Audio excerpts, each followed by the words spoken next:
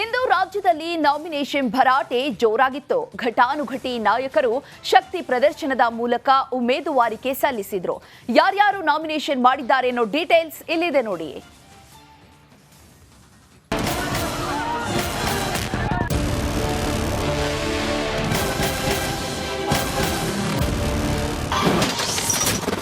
ಲೋಕ ಅಖಾಡದಲ್ಲಿ ನಾಮಿನೇಷನ್ ಜಾತ್ರೆ.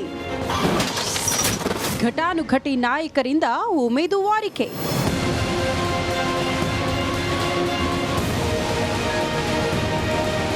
ಲೋಕಸಭೆ ಅಖಾಡ ದಿನದಿಂದ ದಿನಕ್ಕೆ ರಂಗೇರುತ್ತಿದೆ. ಕದನ ಕಣದಲ್ಲಿ ನಾಮಪತ್ರ ಸಲ್ಲಿಕೆ ಭರಾಟೆ ಜೋರಾಗಿದ್ದು, ಘಟಾನುಘಟಿ ನಾಯಕರು ಭರ್ಜರಿ ರ್ಯಾಲಿ ನಡೆಸಿ ಉಮೇದುವಾರಿಕೆ ಸಲ್ಲಿಸಿದ್ರು.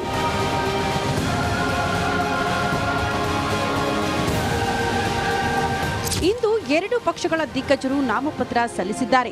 ಧಾರವಾಡದಲ್ಲಿ ಪ್ರಹ್ಲಾದ್ ಜೋಶಿ ಬೃಹತ್ ರೋಡ್ ಶೋ ನಡೆಸುವ ಮೂಲಕ ಶಕ್ತಿ ಪ್ರದರ್ಶನ ಮಾಡಿದ್ದಾರೆ. ರೋಡ್ ಶೋ ವೇಳೆ ಬೃಹತ್ ಸೇಬಿನ ಹಾರ ಹಾಕಿದ್ರು. ಬಳಿಕ ಬಿಎಸ್ವೈ, ಬೆಲ್ಲದ್, ಶೆಟ್ಟರ್ ಜೊತೆಗೂಡಿ ಉಮೇದುವಾರಿಕೆ ಸಲ್ಲಿಸಿದ್ರು.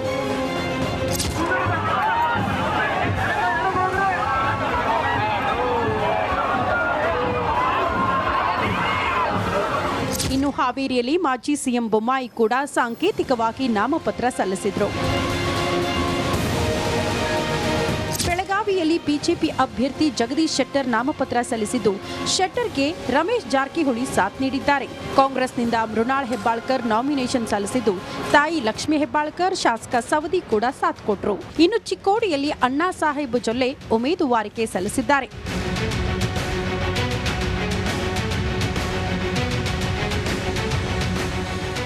ಶಿವಮೊಗ್ಗದಲ್ಲಿ ಕಾಂಗ್ರೆಸ್ನಿಂದ ಗೀತಾ ಶಿವರಾಜ್ ಕುಮಾರ್ ನಾಮಪತ್ರ ಸಲ್ಲಿಸಿದ್ದಾರೆ.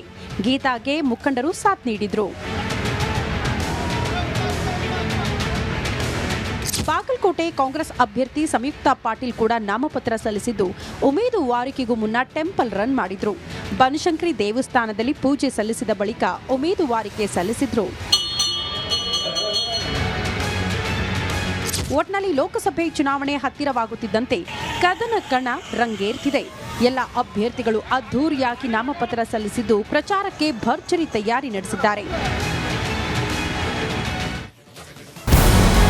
ನಮಸ್ಕಾರ, ಕರ್ನಾಟಕ ಪ್ರೈಮ್ ಟೈಮ್ಗೆ ಸ್ವಾಗತ. ನಾನು ಜಯಪ್ರಕಾಶ್ ಶೆಟ್ಟಿ. ಇಡೀ ಕರ್ನಾಡು ಇವತ್ತು ರೆಬೆಲ್ ಆಗಿ ನಿಂತಿದೆ. ಈ ಹಗರಣಗಳನ್ನು ಸದನದಲ್ಲಿ ಪ್ರಸ್ತಾಪ ಮಾಡಲು ಕೂಡ ಕಾಂಗ್ರೆಸ್ ಹಿಂದೇಟು ಹಾಕಿದ್ದೇಕೆ? ನಿಮ್ಗೆ ಸಂಬಳ ಅದಕ್ಕೆ, ನಿಮಗೆ ವಾಹನ ಅದಕ್ಕೆ, ನಿಮಗೆ ವೆಪನ್ ಅದಕ್ಕೆ, ನೀವು ಅದನ್ನು ಸೆರೆ ಹಿಡಬೇಕಾಗಿತ್ತು. ನೀವು ವಿದ್ಯುತ್ ಬರ ಇದೆ ಅಂತ ಹೇಳ್ತಾ ಇದ್ದೀರಿ. ಎಲ್ಲಿ ಬರ ಇದೆ ನೀವು ಹೇಳಬೇಕು. ಪಾಕಿಸ್ತಾನ್ ಆಕ್ಯುಪೈಡ್ ಕಾಶ್ಮೀರ್ ಅದು ಎಂದೆಂದಿಗೂ ನಮ್ಮದು. 40 ಮೆಷಿನ್ಗಳು ತಂದಿತ್ತು ನೋಟ್ ಎಣಿಸುವುದಕ್ಕೆ, ಅದೇ ಹಾಳಾಯಿತು. ಮಥುರಾದ ಗಲಾಟೆ ಇದೆಯಲ್ಲ, ಅದು ಸ್ಥಳೀಯವಾಗಿ ಕೂತು ಪರಿಹರಿಸಬಹುದಾದಂಥ ಕಾನೂನಿದೆ. ಗ್ಯಾರಂಟಿ ಯೋಜನೆಯಿಂದ ನಷ್ಟ ಆಗಿದೆ, ಲಾಭ ಆಗಿದೆ, ದಯವಿಟ್ಟು ಹೇಳಿ. Dawood Ibrahim most wanted criminal ಯಾವಾಗಾದ ಅಂದರೆ ಇಲ್ಲಿ ತನಕ ಭಾರತ ದೇಶದಲ್ಲಿ ಓರ್ವ ದಲಿತ ಪ್ರಧಾನಿಯಾದಂಥ ಇತಿಹಾಸವೇ ಇಲ್ಲ. ರಿಪಬ್ಲಿಕ್ ವರ್ಲ್ಡ್ ಆಪ್ ಇದು ಕೇವಲ ಅಪ್ಲಿಕೇಶನ್ ಅಲ್ಲ, ಸಮಗ್ರ ಸುದ್ದಿಗಳ ಸಂಪರ್ಕ ಮಾರ್ಗಕ್ಕೆ ಕ್ರಾಂತಿಕಾರಿ ಬದಲಾವಣೆ. ರಿಪಬ್ಲಿಕ್ ವರ್ಲ್ಡ್ ಆಪ್ ಕೇವಲ ಸುದ್ದಿ ಅಪ್ಲಿಕೇಶನ್ ಅನ್ನ ಪರಿಚಯ ಮಾಡ್ತಾ ಇಲ್ಲ, ಬದಲಾಗಿ ಡಿಜಿಟಲ್ ಸುದ್ದಿ ಬಳಕೆಯ ಹೊಸ ಯುಗಕ್ಕೆ ನಾಂದಿ ಹಾಡ್ತಾ ಇದೆ. ಇದೊಂದು ಬ್ರೇಕಿಂಗ್ ನ್ಯೂಸ್, ಪ್ರಭಾವಶಾಲಿ ಕಾರ್ಯಕ್ರಮಗಳಿಗೆ ಗಟ್ಟಿಯಾದ ವೇದಿಕೆ. ರಿಪಬ್ಲಿಕ್ ವರ್ಲ್ಡ್ ಅಪ್ಲಿಕೇಶನ್ ಈಗ ಲೈವ್ ಆಗಿದೆ. ಗೂಗಲ್ ಪ್ಲೇ ಸ್ಟೋರ್ ಮತ್ತು ಆಪಲ್ ಆಪ್ ಸ್ಟೋರ್ ಎರಡರಲ್ಲೂ ಲಭ್ಯವಿದೆ. ಈಗಲೇ ಡೌನ್ಲೋಡ್ ಮಾಡಿ.